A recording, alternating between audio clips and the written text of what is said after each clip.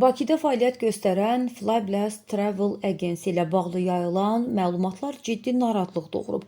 İddialara görə şirkətin rəhbəri kimi təqdim olunan Rövşən Abdullayevin adı bir sıra qanun pozuntularında hallanır. Bir xəbər media Azfakt.com-a istinadən xəbər verir ki, sosial şəbəkələrdə paylaşılan məlumatlara görə şirkətlə müqavilə bağlayan vətəndaşlar aylarla, hətta illərlə süründürməçiliyə məruz qalır. Proseslərin süni şəkildə uzadıldığı, nəticədə isə bir çox hallarda vizaların alınmadığı qeyd olunur. Bu isə ödəniş edilmiş xidmətin faktiki göstərilməməsi kimi qiymətləndirilir. Daha ciddi iddialara əsasən ödənişlərini geri tələb edən şəxslərə qarşı təzyiq və hədə-qorxu elementlərinin tətbiq olunduğu, müxtəlif bəhanələrlə pulların qaytarılmadığı bildirilir. Bu hallar artıq adi xidmət narazılığı çərçivəsini aşaraq hüquqi müstəviyə keçir. Bəzi şikayətçilər isə daha ağır iddialar səsləndirir. Onların sözlərinə görə bəzi hallarda xarici pasportlara vurulan vizaların saxta olması ehtimalı var. Bu istiqamətdə araşdırmaların davam etdiyi və məsələnin ciddi nəzarət tələb etdiyi vurğulanır.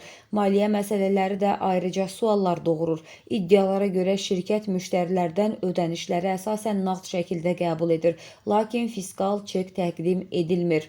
Yalnız kağız qaymələrin verilməsi isə nağd dövriyyənin gizlədilməsi və vergidən yayınma ehtimallarını gündəmə gətirilir. Şirkətlə bağlı digər iddialar əmək münasibətlərinə aiddir. Bildirilir ki, müəssisədə təxminən 15-ə yaxın işçi çalışsa da, onların yalnız az bir hissəsi rəsmi qeydiyyatdadır.